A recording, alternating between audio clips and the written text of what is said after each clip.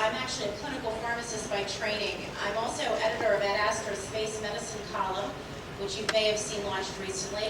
And also, get ready to look for a space medicine website that's attached to the NSS.org site, so look for that coming up very soon. On behalf of the National Space Society, I would like to welcome you to the Space and Life Sciences track of the 19th Annual International Space Development Conference.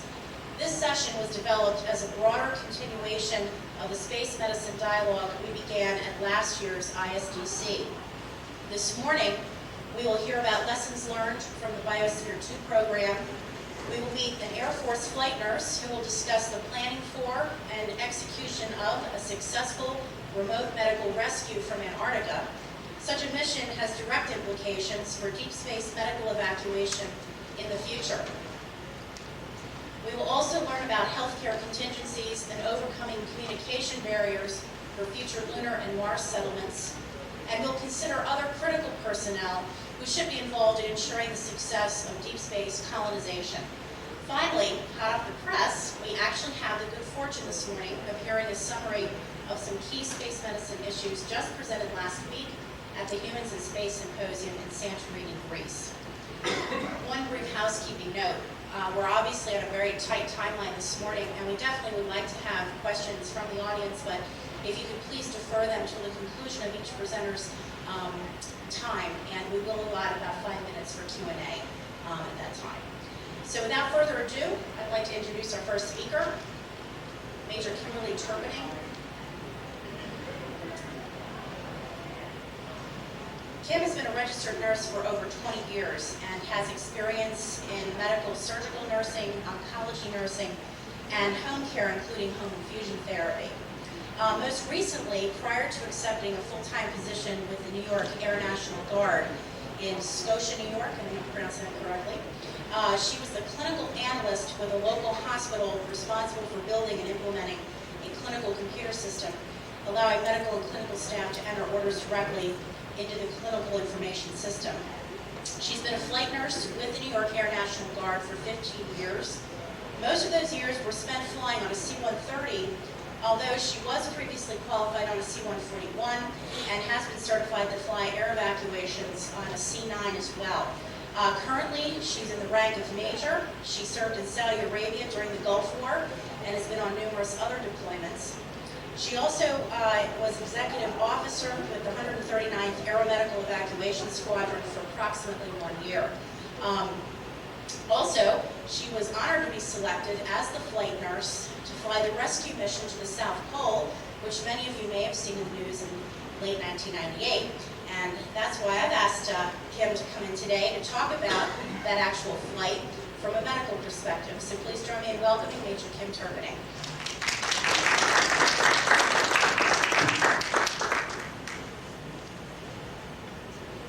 Thank you very much.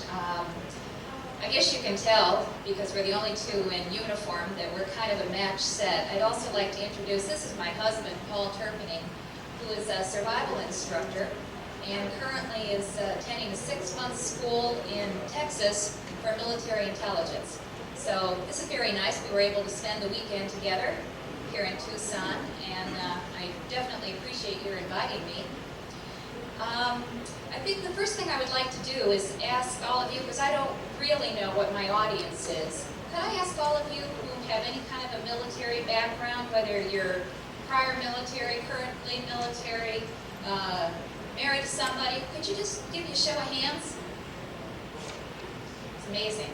Okay, how about anybody with a medical background? Almost all of us. Almost all of us. I think that's the biggest thing I've learned in the last couple of days being here is how many of us have crossed paths in one way or another. My husband is a Vietnam veteran, and I'm a Gulf War veteran, and I'm quite certain quite a few of you fall in the same kind of a category.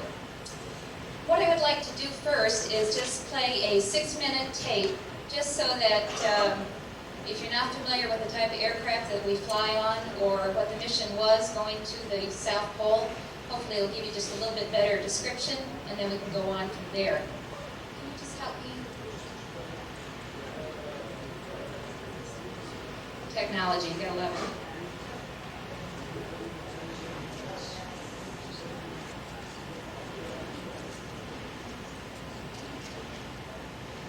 can't see or you can't hear, please just let us know.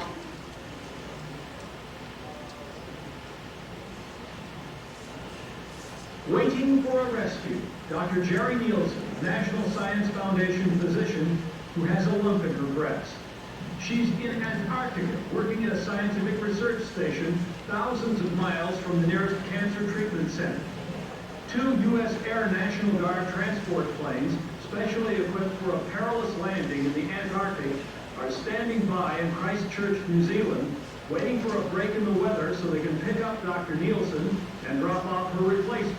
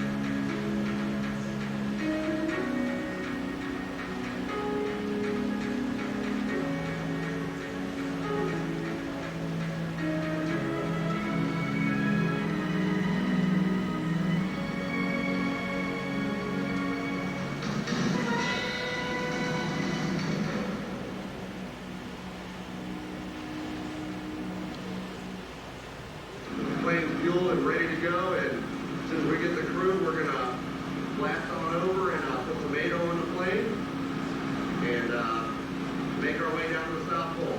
This is a nice day to take off the pole. It'll return.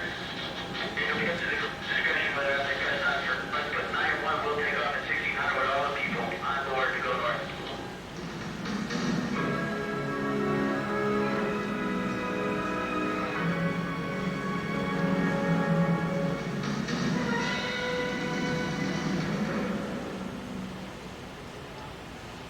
This is what we do, you know, you give a crew an airplane, give them a mission, you're ready to go, so we're all excited. Well, it just goes with the job. Mother Nature dictates on when we fly and when they don't fly, so, you know, you hurry up and then you wait. You hurry up and then you wait. And eventually, if you hurry up and wait long enough, something's gonna happen. So hopefully today it's gonna happen. We're going to bring her on board, we'll get a patient report, we will provide her any care that she needs, and transport her to her final destination. I feel real good about this. Be up today every day. Clear skies in Christchurch and clear enough in Antarctica for the Mercy mission to start today. 2 C-130 cargo planes that will make the 8-hour flight to the main American base on the coast at McMurdo, with one of them, weather permitting, going on to retrieve apparent cancer victim Dr. Jerry Nielsen and bring her back out. Mission Commander Colonel Graham Pritchard said the extreme cold is still a factor, the enemy that can cripple his aircraft. We often characterize this mission after flying to the pole as being as close as you can get to combat without somebody shooting at you. The hostile situation that we face is the environment. It will be 20 minutes on the ground with engines running at the nearly 2-mile-high South Pole. Less ground time means less of a chance of mechanical parts freezing up.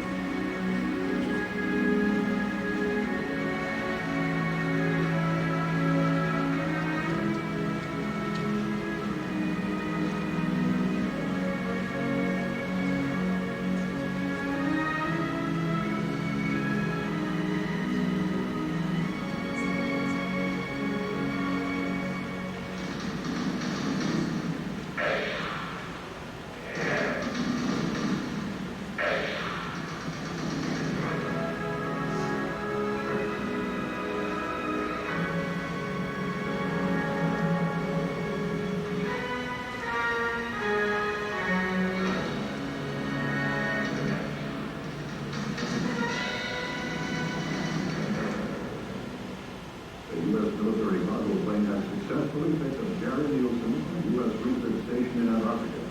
She was then flown to New Zealand and will return to the United States as soon as possible.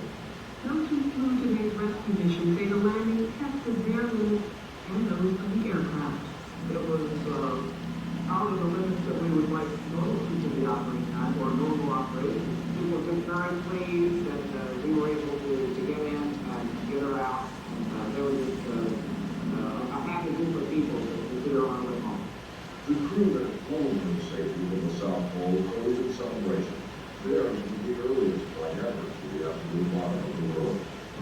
temperature of -51 degrees is just warm enough to make it.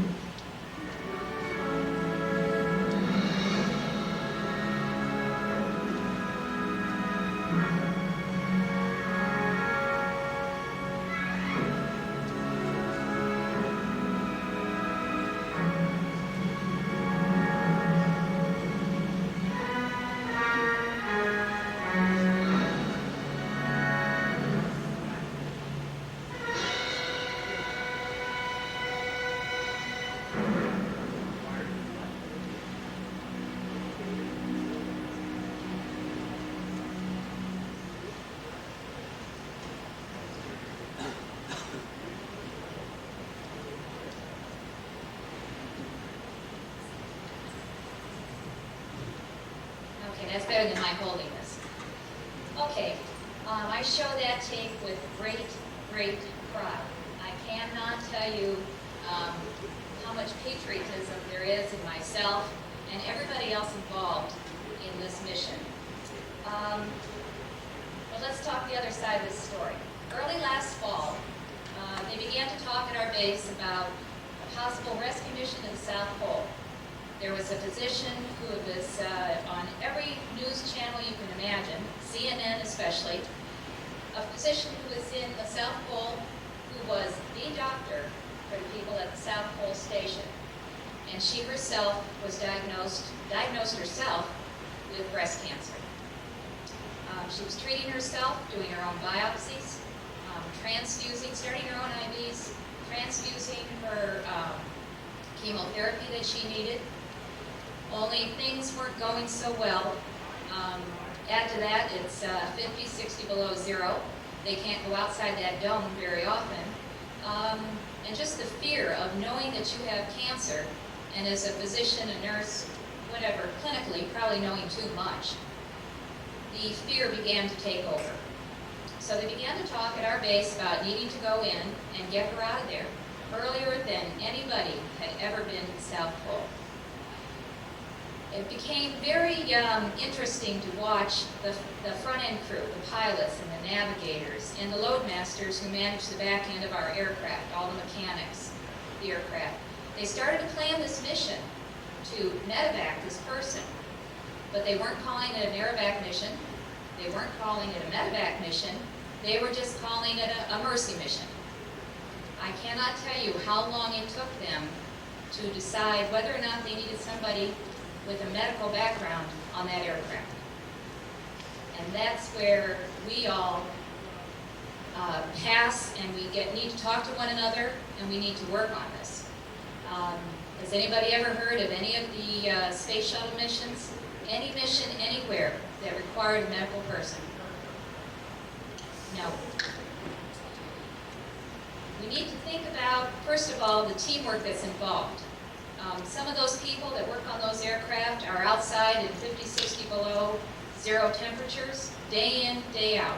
They do this every season. They've done it for 10 years. Our base, it's an amazing flight. I was really impressed to be in upstate New York and supporting a mission that is in Greenland or in Antarctica and flying to the South Pole. That's an amazing feat. My flight down, it takes approximately 36 hours. They had those of us who were going to fly this mission fly commercial. I think the adrenaline was pumping, and I did fine getting there. I was fine, but I have to tell you how difficult it was on my body, and I have over 1,300 hours flying in that aircraft. It was very difficult on my body coming back from this experience. Do we ever consider anything like that? How long does it take you to get to Mars? To the moon? The effects on the human body making these journeys. It's really something that we all need to address. The military, the Air Force, I went to 6 weeks of flight school to learn the differences in how the human body reacts on the ground or at altitude. There are many, many differences. First of all, you yourself, this past week, my getting here was the 7th flight I've had this week, the 7th landing, 7th time my ears have had to adjust to descending and landing. Plus I did what we call the altitude chamber this week. People who fly have to make certain that they can clear their ears, that they don't get sinus blocks, that they don't have problems with embolisms. So there's a lot that goes into being able to tolerate flight, first of all. Then we need to talk about the training for cold weather and the heat. When I went to Saudi Arabia, it was 130 degrees. When I went to the Antarctic, it was 50 below. That's an amazing span, and it's amazing what that does to the human body. The Air Force, the Air National Guard, we're very blessed. Part of what my husband does is he set up what's called a cool school. They take people to the Arctic, teach you how to survive in the cold, teach you how to dig a snow cave and not absolutely lose your mind if you're secluded for 2-3 days awaiting a rescue. There's a lot of training that goes into that, a lot. He used to say to me, well, maybe you're just not hydrated enough. That was the answer for everything. You have an acre of hay, you're not hydrated. It's true. It's true. It really is. I was really impressed in the very front of your program. It speaks to the fact that the difference in the heat here. I stepped off the plane, it's 91 degrees. When I left my home in the Northeast, it was 40 degrees Friday morning. To keep yourself hydrated, you need to know how to be hydrated. You need to plan for what kind of food. What are you going to take with you? What if you get stranded? Clothing. They made fun of me. First of all, it was the first nurse who had gone to the South Pole. But married to a survival instructor, I had more bags of clothes, you know, the most attractive, you know, long underwear that's in all kinds of shades of green and black, and boots that I needed to have, and a parka. You could see how attractive we all looked. But I had one of everything. And while they made fun of how many bags I carried, and believe me, you bring it, you carry it, period.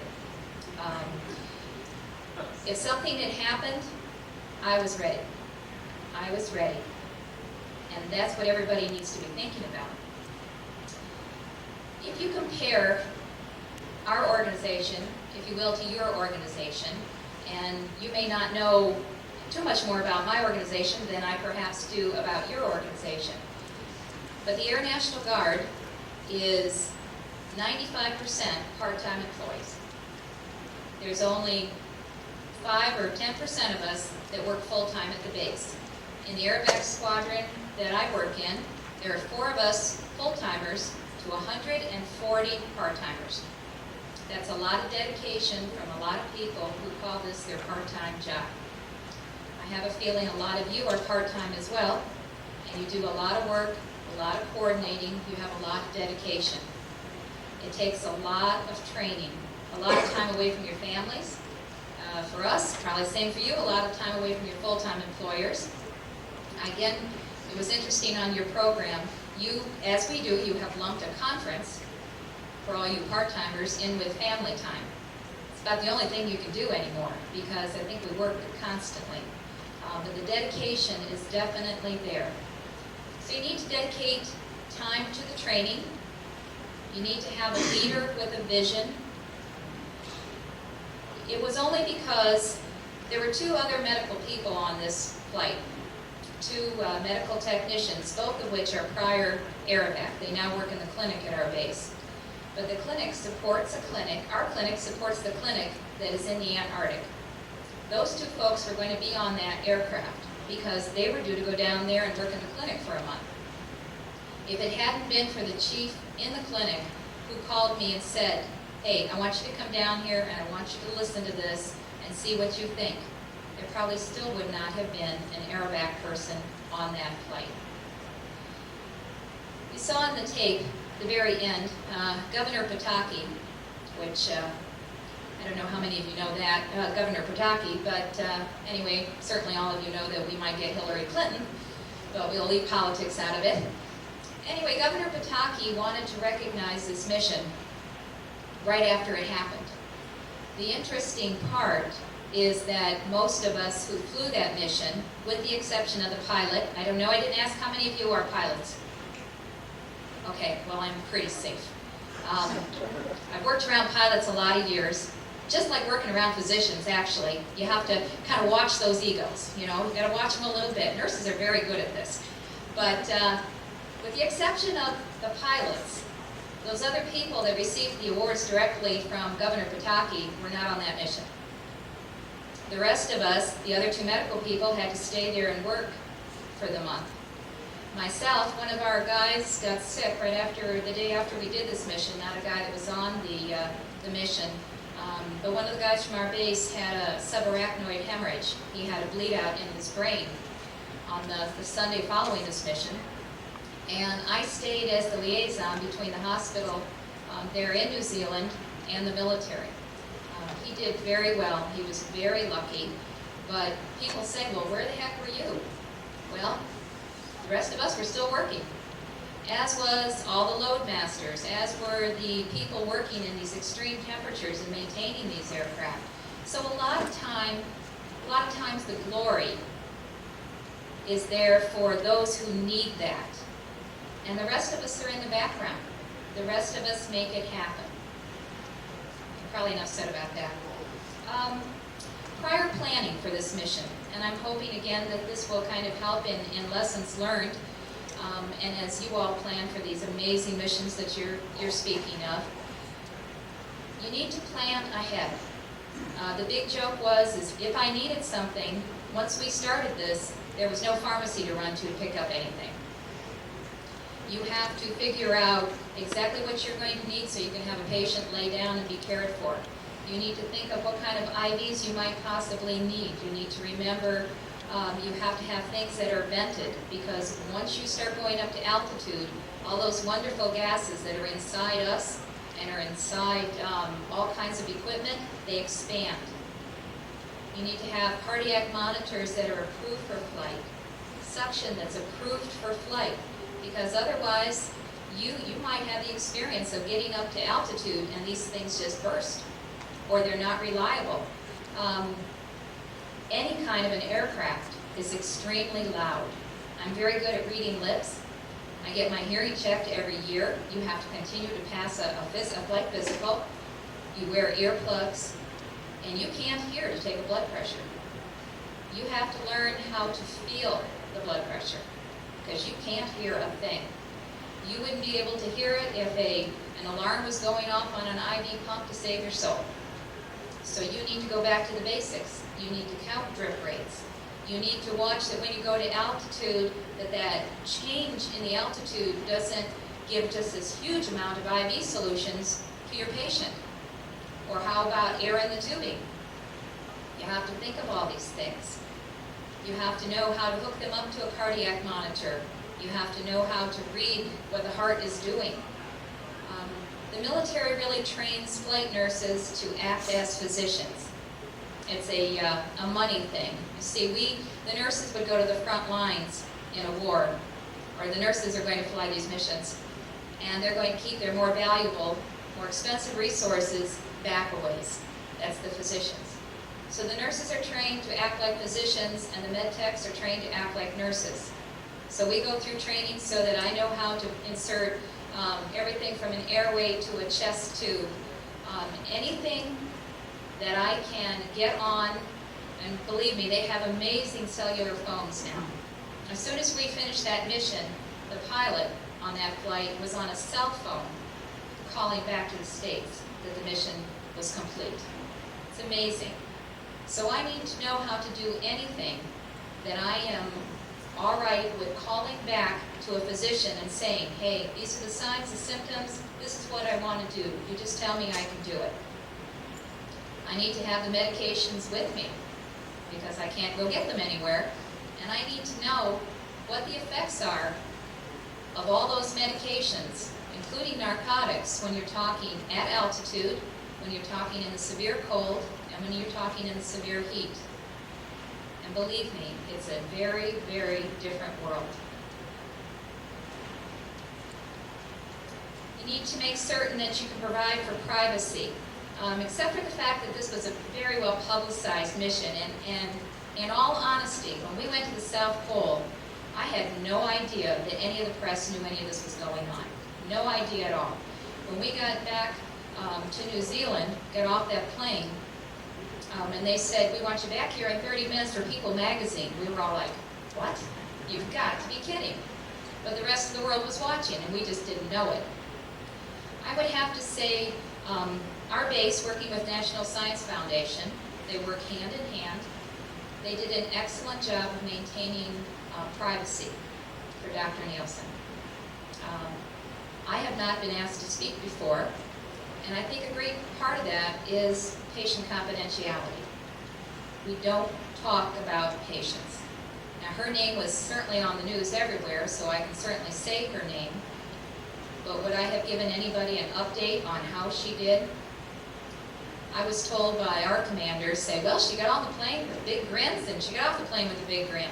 Well, that's absolutely true. But I kept a journal for myself of every single thing that happened. Everything. If for no other reason than 10 years from now, at least I can reread it, and I might remember all this, because I might not remember it all in 10 years. But it's important to write everything down, to keep a journal, because you never know when you're going to have to go back and explain why you did things. Because trust me, if something happens at altitude, you make a decision, you might have that phone call from that, if you will, the cell phone or radio back to a physician. But if something goes wrong, guess who's going to be holding the blame? And that's not even talking about what might happen with the patient.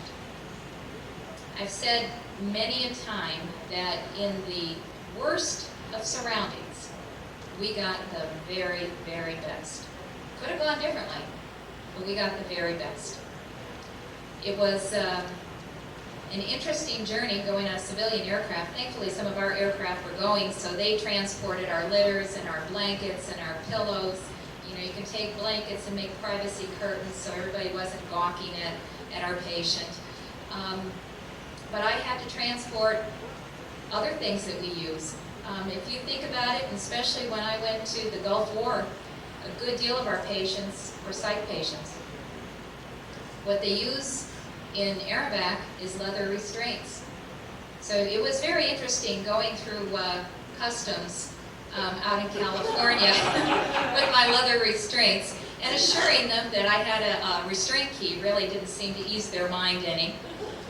Between that and one of the gals that I flew down there with, she had a water pack on her back, and she was really working at getting herself hydrated because she was going to be living down there for a month. And they were certain that it was gin or vodka or something in that pack. She kept saying, no, it's water. And they're like, well, we have plenty of water. She says, no, you don't understand. I really need to do gallons of water to get myself ready for this. So it's very interesting, but you need to plan ahead, think ahead, think of what you might need, because by the time you realize you need it, it's too late. It is. I think I'll open it up to any questions before I, yes? Well, I'd like to preface the questions with the thought that the audience is a man who volunteered to be the on-call doctor for the whole conference.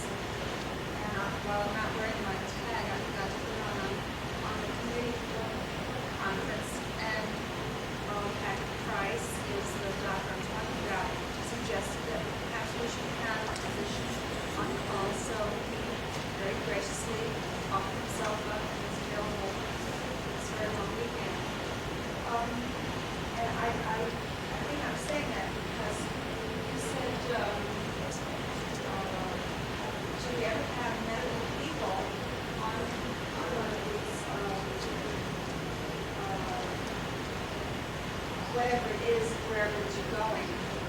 And I think to myself, when you go to, when you're isolated, at say a mission on Mars or wherever, you have to have people there who are highly trained in fields that the average layperson, such as myself, is not. We've got to have a lab person. We've got to have someone who is technically capable of turning on a screen,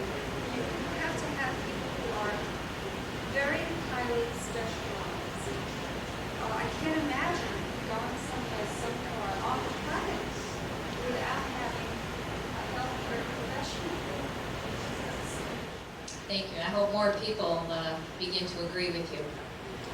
Yes?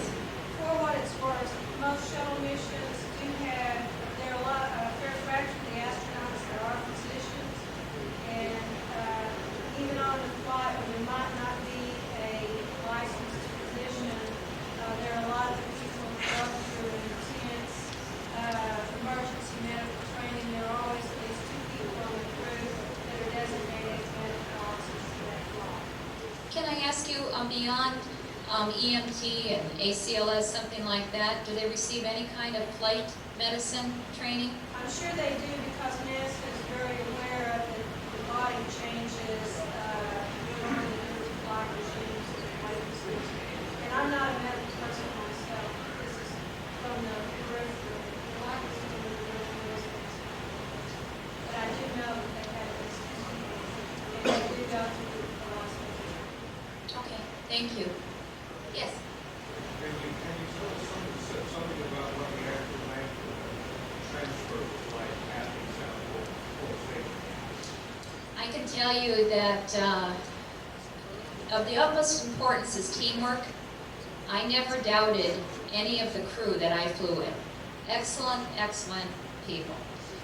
I would have to tell you that it was teamwork putting that aircraft down at the South Pole. And from where I sat, which is in the back end, and I was on headset, it was like landing on a cloud. They did an amazing job. Our aircraft are the only ones in the world that have skis on them. Half of our aircraft have skis, and the other half do not. It was the first time that I have ever had the opportunity to land on skis, and Major McAllister put that aircraft down like you were on a cloud.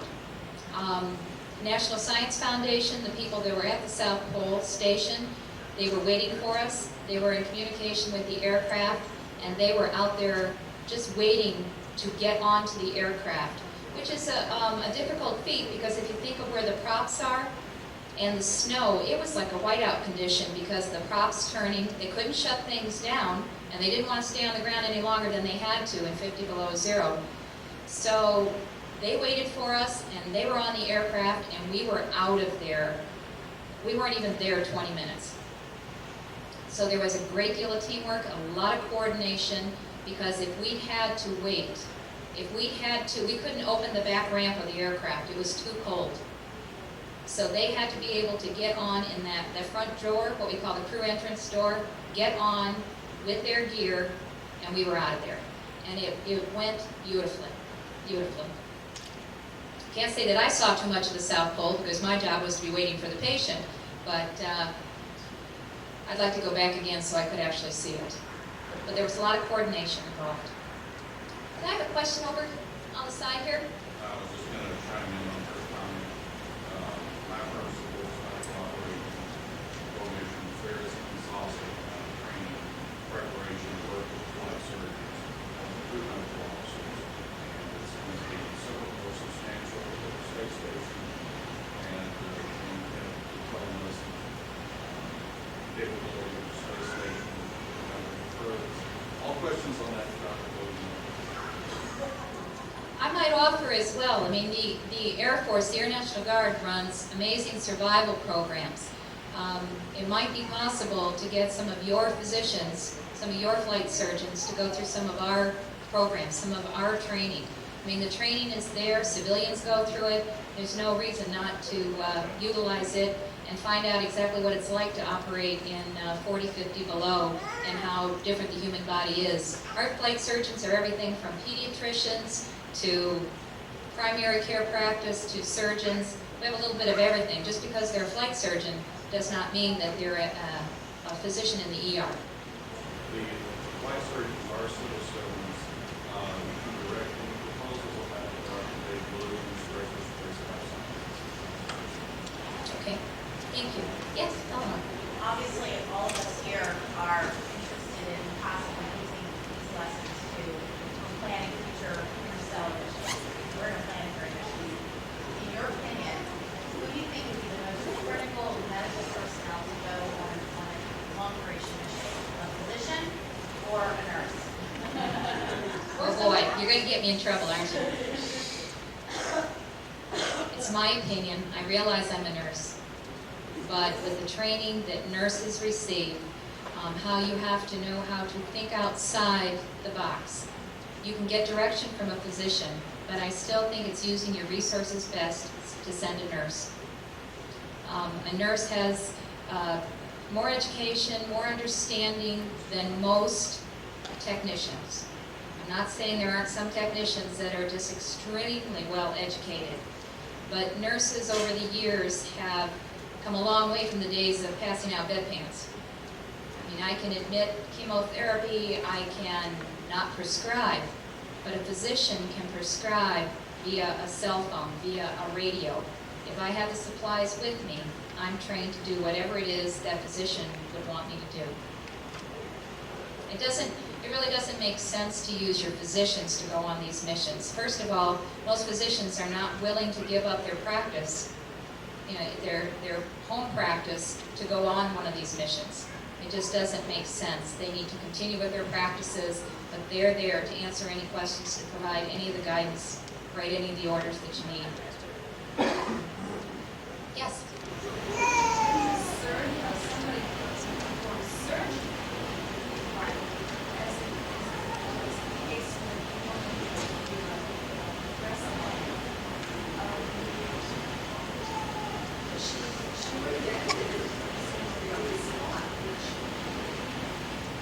Well, see, the problem is that she was the only physician there. She was the medical person at the South Pole Station.